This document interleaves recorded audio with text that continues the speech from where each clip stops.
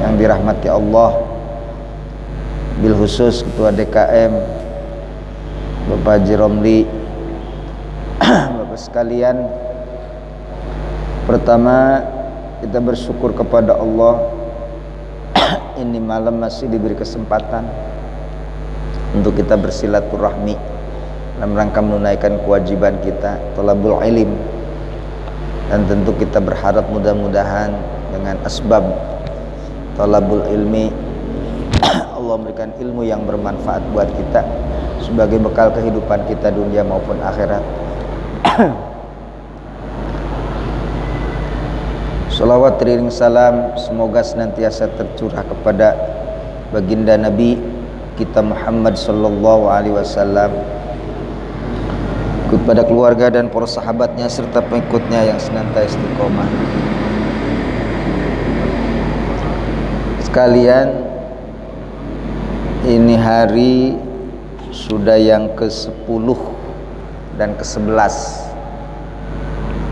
Ini sengaja malam ini meskipun sudah lewat, ini masih dalam kategori 10 malam 10 layali ashrin.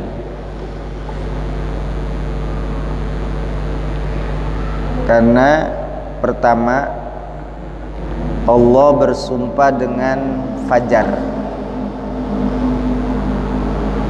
Fajar ini adalah nama waktu fajar. Ini masih lanjut kemarin. Orang Arab bilang subuh itu fajar. Jadi tidak ada sholat subuh, ada sholat fajar. Masjidil Haram di Mekah, Madinah, Nabawi itu digantung-gantungin itu sholat fajar. Jadi bukan sholat subuh, sholat fajar, waktu fajar itu di Masjidil Haram. Jadi kalau kita nyari mana waktu subuh tuh nggak ketemu. Jadi yang hanya itu waktu fajar. Karena dalam fajar itu ya, ini Allah bersumpah di Quran antara lain dengan nama waktu. Mana-mana Allah sumpahkan dengan apapun itu, apakah waktu, apalagi bahkan termasuk benda sekalipun, itu pasti ada apa-apanya. Yang paling sering ketemu itu adalah matahari, wasyamsi, itu matahari. Itu dijadikan sumpah. Jadi rupanya ada energi matahari, jadi sumber kehidupan buat manusia. Lantas kalau sumpah dengan syamsi, matahari, kita orang Jawa bilangnya serangenge gitu. Yang kedua, fajar itu bermakna waktu fajar. Mungkin sering kali dengar, walaupun kadang nggak kebagian juga karena kesiangan subuhnya, bahwa 2 rakaat fajar itu adalah khairun, lebih bagus, minad dunya wa ma fiha, daripada dunia dan isinya. Jadi kalau kita ingin memperoleh dan mendapatkan nilai dunia bahkan seisinya, itu cukup dengan sholat fajar 2 rakaat. Ini ya, jadi ya tentu ini tidak boleh kesiangan. Ya, kayak Mang Hamid tuh ya, nggak pernah kesiangan. Gitu. Terus azan itu baru dapat Tapi kalau kesiangan enggak. Ya. Jadi maka ya ingin dapat dunia dan isinya, berlomba. Ya. As-sabqu ilal masjid, as-sabqu ilal jannah. Berlomba ke masjid sama dengan berlomba ke surga. Main dulu-duluan. Sanu pangheulana ka masjid. As-sabqu ilal jannah. Jadi otomatis tidak boleh kesiangan kalau kita ingin mendapatkan qobliyah fajar yang nilainya khairun minad dunya wa ma fiha. Jadi ini memang urut pas kalian. Urut di sepertiga malam itu mesti jam 3, berarti sepertiganya itu jam 3 itu pasti ada apa-apanya. Namanya wa minal laili fatahajjad. Sebagian sholat malam ada sholat nafilah. Nafilah itu tahajud. Nah, tahajud di sepertiga. Nah, jadi nyambung.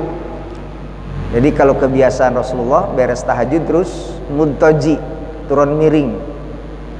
Ya, turun miring sambil nunggu datang subuh. Nah, datang waktu fajar. Nah, jadi itu terisi semua. Padat. Jadi sepertiga malam, terus mudtoji kebiasaan Nabi, terus nyambung dengan qobliyah, nyambung dengan salat subuh berjamaah. Bahkan diberi reward salat subuh berjamaah itu adalah sama dengan salat malam full. Man shalla subha jama'atan. Jadi yang dinilai itu jamaah, bukan sendiri. Man shalla subha jama'atan. Nah, kenapa harus berjamaah? Ya karena ya kita kalau sholat sendiri kan sering dengar. Jadi jamaah mah 27 derajat. Kalau sendiri ya, itu dapat 1 itu pun manakala ya itu oge lamun bener Fatihahna 1, kalau bener 1, kalau salah teh hiji-hiji acan itu mata penting. Jadi jamaah itu berarti segala sesuatunya yang menanggung imam. Mata Bapak tidak salah kemarin ketika zaman Kopet ya, aduh uingnya Pak Kang sholat sorangan teh teu pede, sholat kudu jamaah naon teu pede, teu bisa Fatihah lagi bacaan teu bener, eta bener itu. Ada lagi datang Kang uing sin jadi kafir. Saya cek akang lamun 3 kali Jumat berturut-turut itu kafir. Itu. Ini benar. Benar. Bapak-bapak benar, tidak salah. Tuh. Ya. Karena Kopet akhirnya nyari-nyari. Ada yang dapat di Setu, ada yang dapat di Cimuning, ada yang dapat di mana-mana. Enggak salah. Itu masyarakat. Kenapa? Karena tadi. Jadi maka yang dinilai termasuk ya dengan jamaah yang dapat 27 derajat manakala bareng jeung Bapak Haji Romli di dia. Maksudnya jamaah. Tuh. Karena kekurang sempurnaan kita dalam bacaan, mungkin dalam gerakan atau mungkin dalam apapun, maka ditanggung ku imam. Tuh. Ya, itu ketika kita berjamaah. Maka lamun hiji sorangan menang hiji kitu ge lamun bener Fatihah. Lamun teu bener halas. Tidak dapat apapun. 0. Nah, ini nilai berjamaah. Jadi sudah didorong, diberi reward lagi. Nah, nyambung dengan sholat berjamaah. Masih dalam kategori fajar, itu nyambung dengan sholat isyraq. Itu pas serangenge muncul, itu sholat isyraq namanya. Pas serangenge naik, sholat isyraq. Belum duha, ya belum duha. Sholat isyraq juga 2 rakaat. Ada keterangan bila berjamaah lalu duduk wa qa'ada, subuhnya berjamaah qa'ada wa shalla rakaatain, itu sholat isyraq, maka faka'annama ahram umratan, sama dengan umrah. Bahkan berapa? 18 kali. Sama nilainya dengan 18 kali umroh kalau kita jadi itu urut tahajud sepertiga malam, muntoji, terus rakaatani qoblal fajri, sebelum fajar itu qobliyah subuh, berikutnya sholat subuh berjamaah, berikutnya kok ada duduk tuh maksudnya ngaji tuh, maksudnya ngaji. Jadi duduk kalau itikaf itu enggak seperti nilai ngaji, enggak. Kalau nilai ngaji mah besar pahalanya, walaupun hanya duduk sambil ngantuk-ngantuk tanpa nulis satu huruf, satu harokat, itu luar biasa tuh. Jadi ini urut, maka di sini ada al-fajr, demi fajar. Itu. Jadi ada 2 rakaat yang nilainya lebih dari sekedar dunia dan isi. Bahkan sholat berjamaah dalam subuh itu sama dengan sholat kullu malam, ya kan? Terus nyambung summa qa'ada, duduk, summa shalla rakaataini, itu sama dengan nilai pahala umroh sebanyak 18 kali. Kita nunggu umroh 18 kali, ya.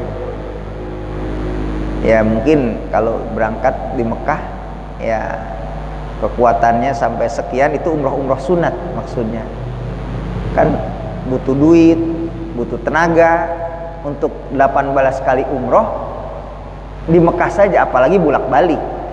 Itu kalau kita di Mekah saja mau melakukan umroh yang banyak, itu butuh uang, butuh tenaga, apalagi umrohnya yang agak jauh, Hudaybiyah misalkan, ya itu ke Jirona itu pakai uang 22 kilo. Jirona Mekah itu 22 kilo, ya. Jirona Hudaybiyah 23 kilo, cukup jauh. Duit paling enggak 50 real, naik mobil kecil. Kalau kita hendak melakukan umroh yang agak jauh, kecuali Tanim hanya 7 kilo, enggak jauh, hanya dengan 10 real kita bisa melakukan umroh. Nah, umroh yang sekian belas kali sama dengan qa'ada summa shalla, ini Bapak sekalian. Jadi oleh karena itu, ini jangan main-main dengan waktu fajar. Pantas kalau kemudian Allah buat sumpah. Maka di sini wal fajri, demi waktu fajar. Rupanya di dalam sumpah ini ada nilai yang luar biasa. Nah, cuma para jamaah sekalian, ini memang di ayat 5, hal fi dzalika qasamun lidzi hijrin. Hal fi dzalika qasamun lidzi hijrin. Apakah pada yang demikian itu ada sumpah? Tentu bagi orang yang memiliki akal. Jadi ayat ini dianalisa, dipikirkan, didalami, baru akan ada maknanya. Gitu. Jadi wal fajri, demi fajar, ya sudah fajar saja. Ya, itu kan tidak hijrun namanya. Tidak lizi hijrin, karena sudah fajar saja. Oh enggak. Nah, ini. Jadi ternyata ada rangkaian waktu-waktu berharga.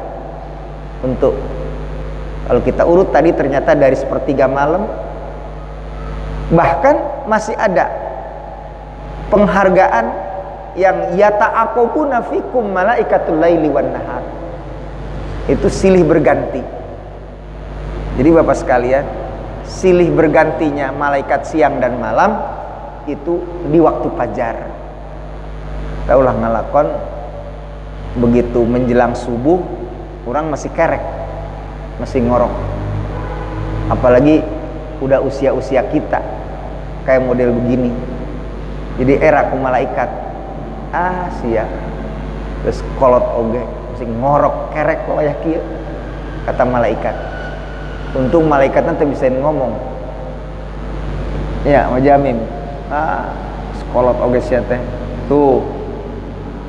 Malaikat yang serah terima siang dan malam. Seakan begitu. Tapi kan bagi kita kan cuek-cuek saja.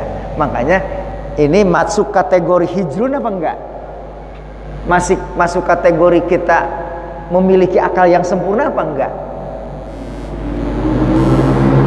Itu. Nah, itu fajri. Jadi itu urutan. Jadi di sana ada sepertiga malam, itu nilainya luar biasa. Waminal lail dan seterusnya.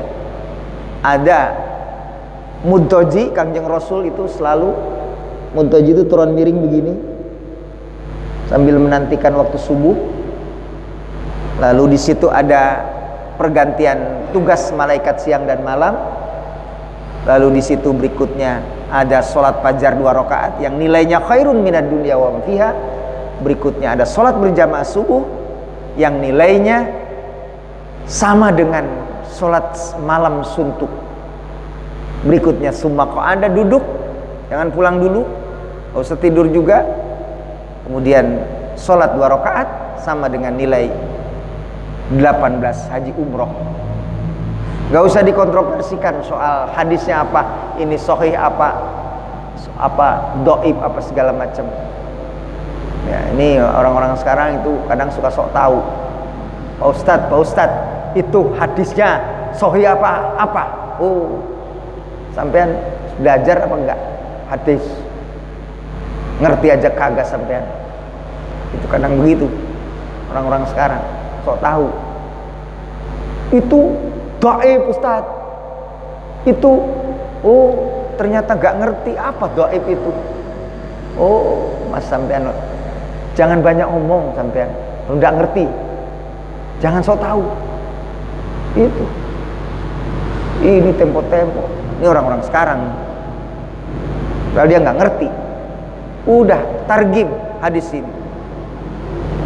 Apa iya dengan kok ada lalu sholat 2 rakaat sholat isyraq lalu kemudian kita mendapatkan pahala umroh 18 kali? Oh, itu urusan Allah. Sebagai targhib menyemangati ibadah kita kepada Allah.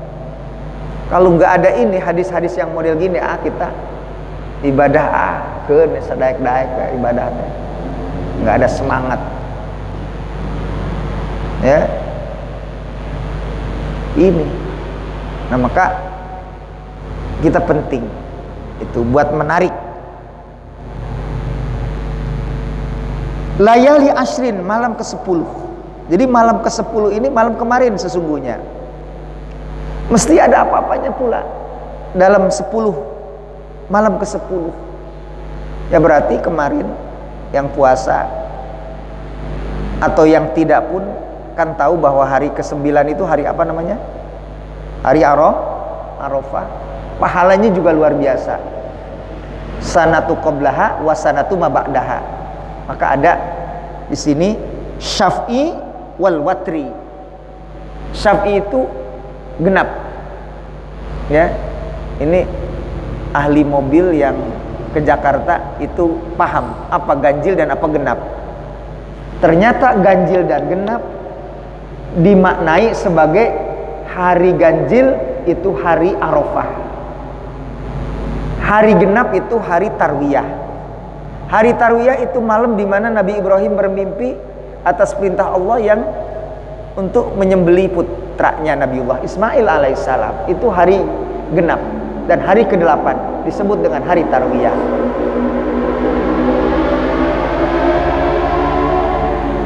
Lalu hari ganjil itu hari Arafah. Hari Arafah ternyata hari ke-9 hari ganjil ini al-witru. Ternyata juga Masya Allah ya, mu'dhamul haji itu Bapak itu disebutnya apa?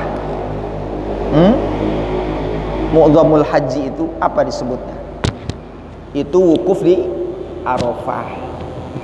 Hari ini jamaah cuma 1.000 ya yang melakukan haji, cuma 1.000. Biasa 250.000 anu doang, Indonesia doang 250.000 ya. Kalau dengan dunia seluruh 3 jutaan penduduk dunia sekarang nggak pada ngirim. Ini karena gara-gara corona. Nah ini ya. Nah kita tahun ini juga sebenarnya bukan tidak ada ya, karena pemerintah persiapan mungkin alasan itu, maka akhirnya ditunda ya,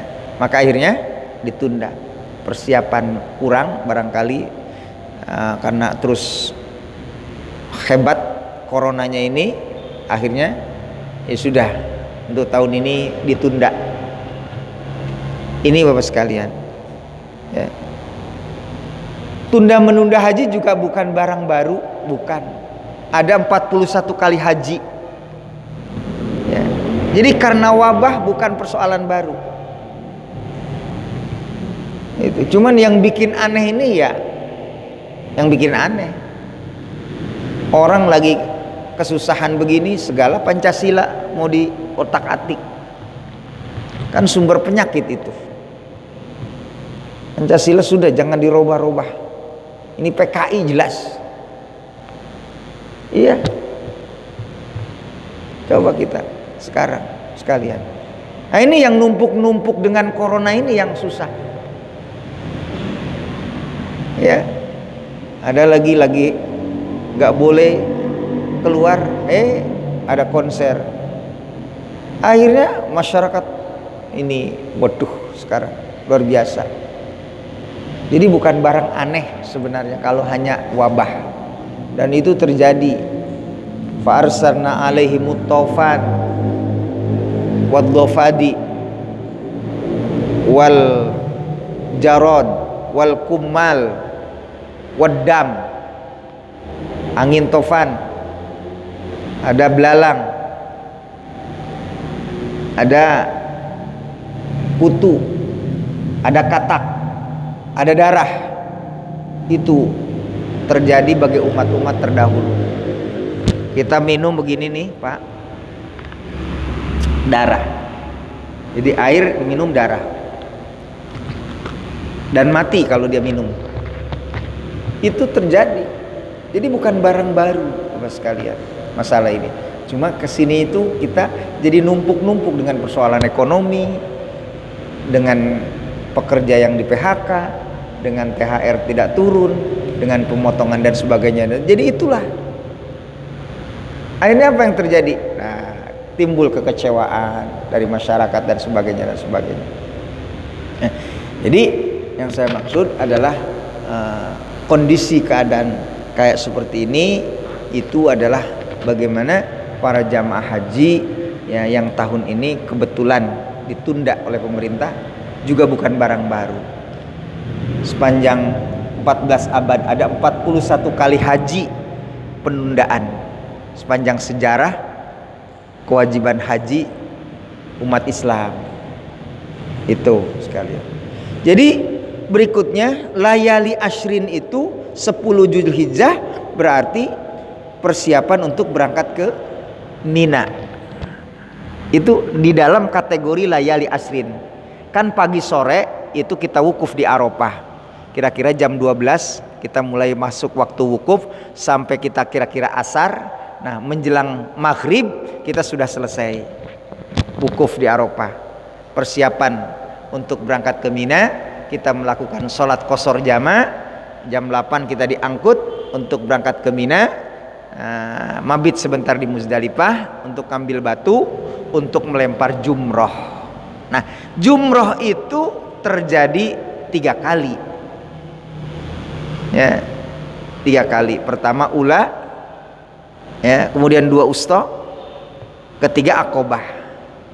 Di hari nahar nih, hari besok nih hari tadi berarti ya, itu berarti jumroh hanya akobah tok, hanya 7 kali lemparan, itu jumroh akobah.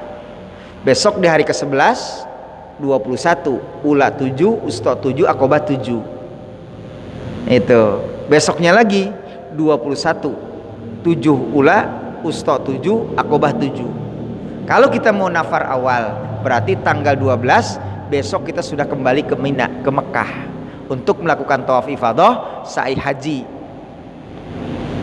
Itu pas sekalian. Kalau kita mau nafar sani berarti tambah hari berikutnya, hari ke-13 ula 7 usta 7 akobah 7 21, berarti jumlah 70 bagi orang yang mau melakukan nafar sani.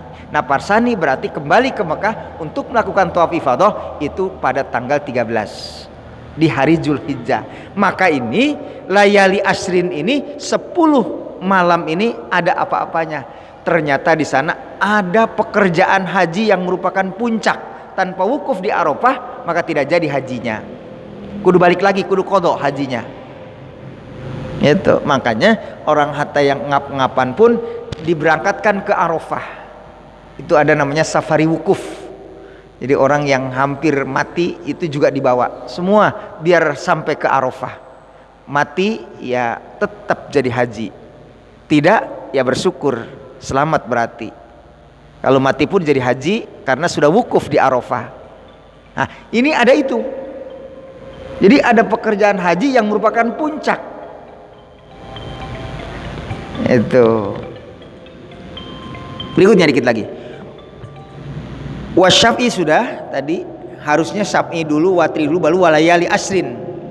Loh kok diutak-atik? Oh enggak. Ini nilai kepentingannya dalam layali asrin itu karena memang ada mu'dhamul haji.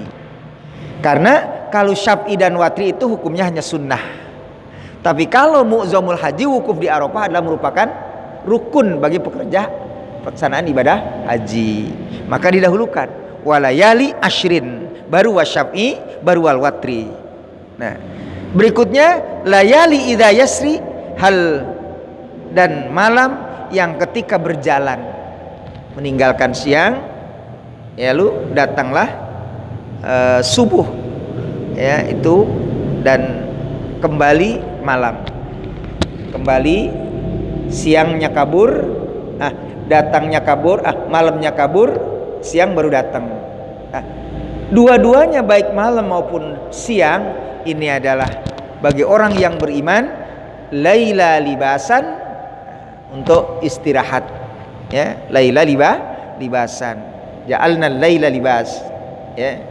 Mungkin seharian kita bekerja ya pasti lelah, itu pasti lelah. Seharian kita bekerja dan pasti lelah, maka datang malam pas berarti dalam 12 jam ya untuk kita istirahat. Itu untuk kita istirahat. Baru berikutnya datang siang, ja'alnan nahara ma'asya. Datanglah siang ada untuk ma'ash. Mana ma'ash? Untuk mencari kehidupan. Kata orang Jawa ngudi rejeki ya. Ngudi pandum, ngudi rejeki, nyari rejeki. Itu siang. Itu jangan dibalik-balik. Siang ditukar ke malam, malam ditukar ke siang. Ini kayak lalai ya. Itu. Tapi kecuali keadaan terpaksa ya nggak apa-apa. Ya ini sipnya malam ya nggak apa-apa. Yang penting ya jangan lupa ya kita ibadah kepada Allah. Ya toh ibadah juga toh kerja juga untuk ma'isyah, juga untuk kita ibadah kepada Allah. Bagi kita orang yang beriman nggak ada yang sia-sia. Hatta kita malam nggak ada masalah. Apalagi siang. Memang Allah selenggarakan siang ini untuk apa? Untuk kita mencari atau ngudi rezeki, ngudi padum ya, itu untuk siang ya. Untuk malamnya untuk libas. Ini hal fi dzalika qasamun lidhi hijrin ya. Berikutnya alam taro dan seterusnya, kaifa fa'ala rabbuka bi'ad. Ini sebenarnya ayat ini merupakan penjelasan.